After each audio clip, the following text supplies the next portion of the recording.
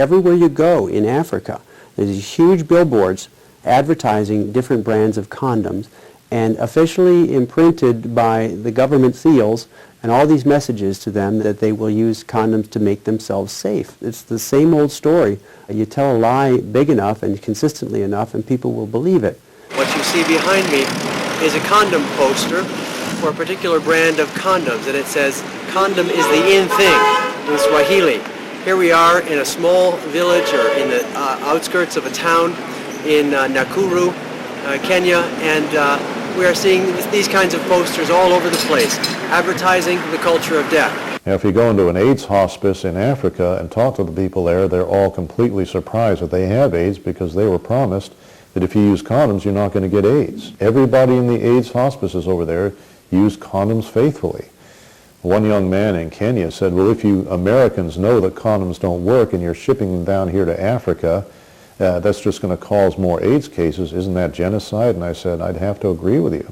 In order to fully succeed, the forces behind the population control agenda will have to transform the very hearts of the African people, casting aside their family-centric culture for a culture of materialism and convenience.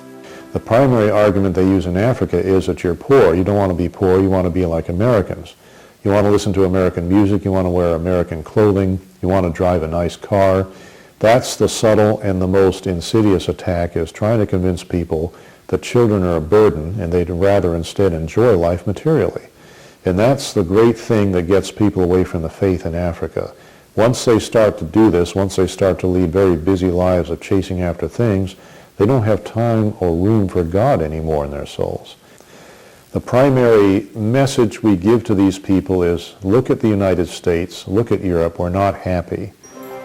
Still, you people are happy. And the only two things that will make you truly deeply content are faith and family.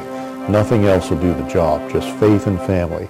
Don't give these up for these other things that can only give you fleeting pleasure, like unlimited sex, like possessions, like influence, like popularity.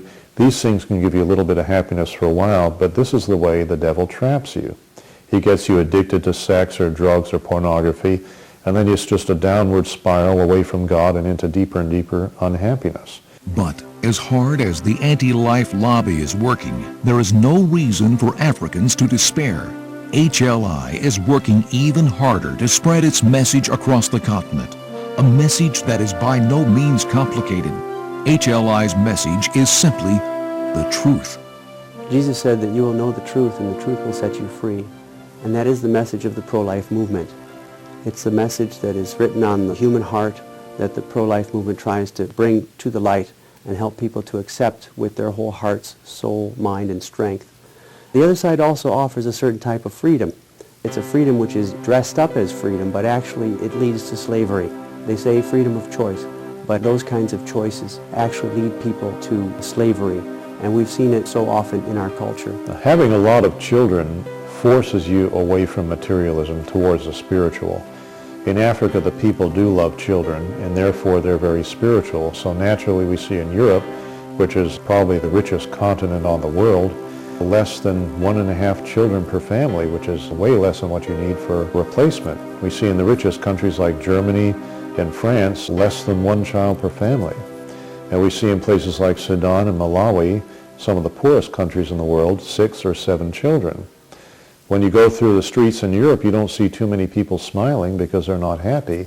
When you walk through a little village in Malawi or Sudan or Nigeria, where there are lots of children, you see lots of life, you see lots of happiness, you see lots of joy and spirituality. And I'd rather spend my time among the Africans than go to Europe, because they're just a happier and holier people. Anything that goes against God's plan and actually destroys it, undermines it, and perverts it is evil.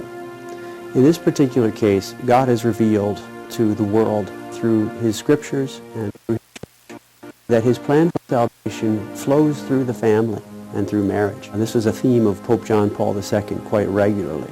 The history of humanity and God's plan for humanity flows through the family.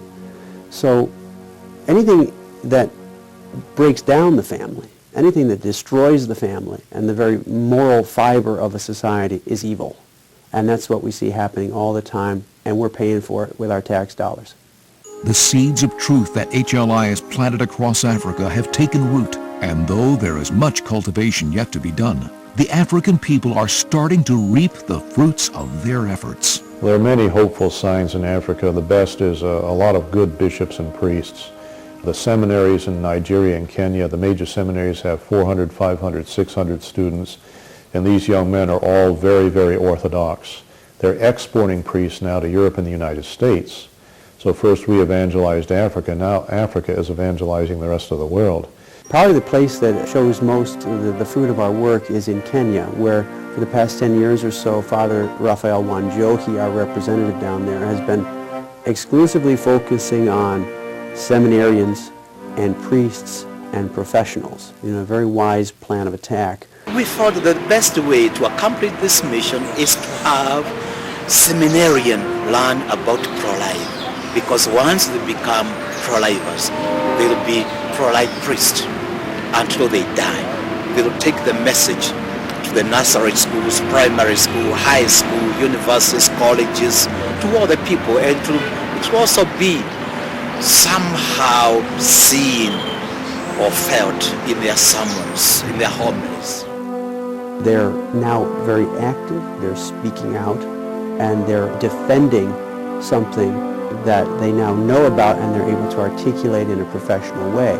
They are way ahead of where we were in the United States in 1973, because we didn't have an official pro-life movement in 1973. Nationally speaking, we had some individual states that were fighting it. But Kenya has a national pro-life movement, thanks to Father Wanjohi and the seeds that HLI planted. Human Life International has been of a great assistance to us, so much. Without the assistance from Human Life International, we would not have been able to accomplish what we have accomplished. As HLI continues its work with Africans and for Africans, it keeps a watchful eye on the future, a future of promise, and Africa stands as a wellspring of hope for the entire world, rich in the moral and spiritual treasures needed to reawaken the pro-life truths written in the heart of every man, woman, and child. I think the future lies in other countries that are still pro-life. HLI's main emphasis is going to these other regions of the world and countries that still have pro-life laws and shoring them up and strengthening them so that they can continue to be a beacon and a light to our world. And as we, in our culture, do the very hard work of trying to turn Roe back and reestablish protection for the unborn child, we continue to be inspired by these wonderful pro-life cultures and look to them for light and guidance. But we also have to give them our help and our prayers to help them maintain their true pro-life cultures and pro-life spirit, because that is an inspiration to us. One of the great stories of Africa is all these young seminarians crowding these seminaries. They have so many priests over there, they're exporting them to North America and Europe. These priests are invariably very orthodox, very holy men, and I think that's one of the ways that Africa is going to help to re-evangelize a little.